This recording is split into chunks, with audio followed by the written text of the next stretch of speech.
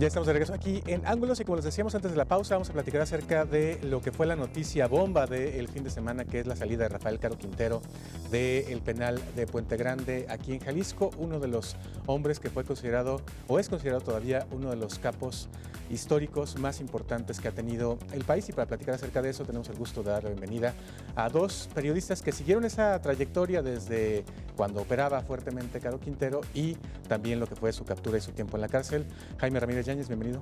Gracias, Ricardo. Buenas noches. Gracias. Periodista de El Economista. El Economista, sí, así es. Y Rodolfo Chávez Calderón, compañero de aquí de Canal 44 y también del Occidental, de la prensa, que también pues tiene bastante tiempo en este, ¿no? Bueno, gracias, Ricardo. Buenas noches a todos. Y como cada lunes está con nosotros, Enrique Tucen. Bienvenido, Enrique. ¿Cómo estás, Ricardo? Buenas tardes. Buenas tardes.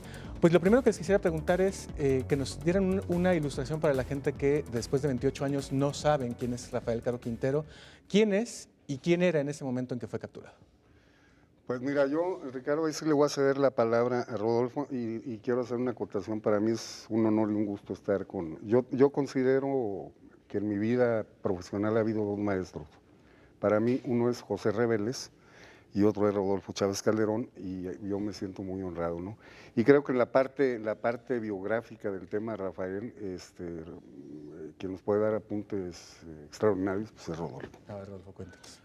Bueno, es curioso poder hablar de una persona que ni siquiera he tenido el gusto de conocer, de platicar con ella, pero sí, efectivamente, de alguna manera me tocó vivir la trayectoria de Rafael Caro Quintero, especialmente cuando salió a la luz, como quien dice, porque oficialmente no existía, aunque en las oficinas de la Procuraduría, en las dirección, Era un agricultor, ¿no? en la Dirección Federal de Seguridad era recibido con bombo y platillo cuando iba a pagar las cuotas, en la dirección de la Policía Judicial era también bien recibido, era conocido como el comandante Quintero.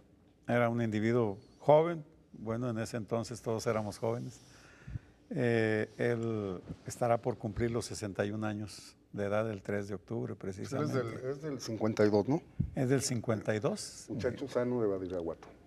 Entonces, obvio que él era del cártel Guadalajara, que se formó a consecuencia del movimiento del ejército por ahí en 1970, no me dejarás mentir. Sí, venían huyendo ya de Gutiérrez Rebollo, ¿no? Todos los narcos a Guadalajara y aquí formaron su cártel, pero desde luego...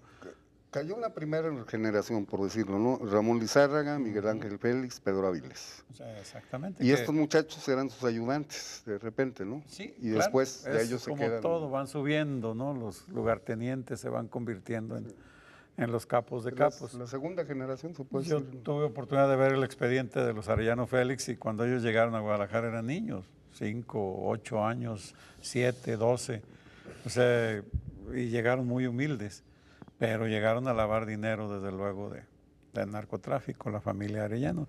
Y bueno, para entonces Rafael Caro Quintero era el joven del grupo, de los 3 grandes jefes, que eran don Ernesto Fonseca Carrillo, Miguel Ángel Félix Gallardo y Rafael Caro Quintero. Y de alguna forma él empezó a chocar con los otros porque eran los viejos, eran los conservadores, los que conservaban aquello del honor, aunque parezca anacrónico, ¿no? Eran los que, digamos, conservaban los principios, cuidaban los principios, la ética. De alguna forma tenemos que llamarle, ¿no? Que algún día Jonás me dijo, ¿te acuerdas aquí en el programa? Pero ¿cómo va a haber ética? Es que había una ética. De alguna forma, ¿no? Código de prácticas. Un código, sí. Veía al licenciado José Luis Guízar que decía que en aquel entonces no había matanzas, las empezó a ver en el 84 precisamente, a consecuencia de que los jóvenes empezaron a desenfrenarse, los jóvenes del narcotráfico, los sobrinos de Fonseca Carrillo, que por ahí el 20 de noviembre de 1984 protagonizaron una balacera que terminó frente a Casa Jalisco. Parece ser que uno de ellos era ahijado de don Enrique Álvarez del Castillo, entonces gobernador, e iba a pedir ayuda, porque lo iba persiguiendo toda la policía intermunicipal después de que habían herido a un joven por acá, por Américas, Avenida Américas. Y esto era en la madrugada y llegaron y se tirotearon ahí, los acribillaron a él, a alguien más que lo acompañaba y a dos mujeres que eran las esposas de ellos. Y bueno, a consecuencia de eso después matarían al jefe de la policía intermunicipal, que fue el capitán... ¿Américo? No, el hermano de Américo. Digo, a la Torre Osuna. la Torre Osuna. Sí, No sí que lo mataron con el gordito, su escolta, Rosales. Sí, exactamente. Y bueno, eso y la matanza cuando acribillaron la funeraria Rizo, también fue en el 84, ya a finales, porque... que un día antes habían matado a una persona afuera de Fertimex. A Beltrán Monzón. A Beltrán, y al otro día fueron por el hermano. Sí, estaba velando el cuerpo, nada más había una sola persona velando el cuerpo, llegaron, los mataron a él, mataron al muerto, decíamos nosotros en el periódico, y destrozaron completamente la funeraria. El muerto había salido mal de vida. Pero entonces, ¿qué pasó con si era tan poderoso el cártel de Guadalajara en aquellos años? ¿Qué pasó después Lo que pasa se es que desintegra el cártel? Estaba unificado, era un solo cártel, se empezó a dividir dentro de ellos mismos por problemas entre el viejo y los viejos y el joven. Cuando llega el momento de que los empiezan a acercar Camarena y Alfredo Zavala, precisamente me comentaba el compañero Jaime que Alfredo Zavala en sus vuelos y siempre anotaba cuando veía un... Sí, es que Alfredo era piloto de la Secretaría de Agricultura y Recursos Hidráulicos. Y él anotaba en los vuelos que hacía, iba viendo dónde había campos de marihuana y normalmente los anotaba y se los pasaba a Enrique Camarena, que dicen, bueno, yo hasta donde sé, el que hizo agente de la DEA a Enrique Camarena fue Lain Shannon en el libro un libro muy fantasioso que existe, muy malo, por cierto, que es el Desesperados, que hablan por ejemplo, el restaurante, el sitio lo ponen como una fonda, así, con niebla de cigarro, y todo, y era un restaurante, pues acuérdate, enfrente del consulado, ¿no? Pero Enrique Camarena era un informante del consulado.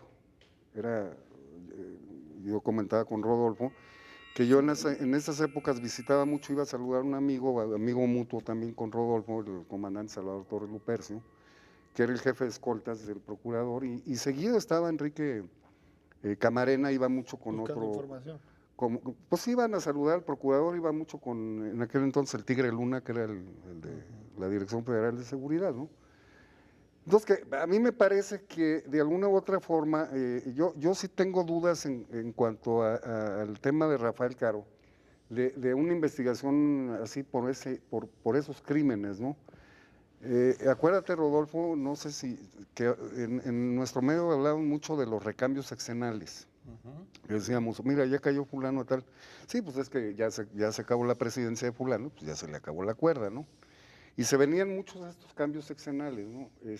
Por ejemplo, Miguel Ángel Félix Gallardo, yo en una notita que mandé al periódico El Economista hablo de la ausencia de Miguel Ángel, porque Miguel Ángel ya estaba muy ausente desde el 83, ya no aparecía mucho. Se decía que tenía compadrazgo con Enrique Álvarez del Castillo. Enrique Álvarez del Castillo. Miguel Ángel Félix Gallardo, que fue escolta de Leopoldo Sánchez Celis, que fue gobernador de Sinaloa, después fue asesor de bancos, y tuvo un rancho, ahí se los dejo de tarea, el primer rancho que tuvo Miguel Ángel se llamaba Bachoco, curiosamente, ¿no? Y él se viene a Guadalajara y después hay una suerte de reunión aquí en Guadalajara para planear los cárteles, ¿te acuerdas, no? Donde ya hay una organización, donde intentan hacer una organización. Creo que ahí viene el rompimiento un poco que tú decías, que yo estoy muy de acuerdo con Rodolfo, que viene el rompimiento con Rafael Caro. Como que a Rafael en ese momento ya no lo toman mucho en cuenta. ¿Con qué se queda? Se queda porque le convenía. No, ¿con qué se queda en esa división y en ese rompimiento? ¿Con qué se queda Rafael Caro Quintero? Todos manejaban todo, y ese rompimiento siguieron manejando todos todo. Estaban unidos también los juegos, estaba don Jaime Alcaraz y Toño Alcaraz, los dos.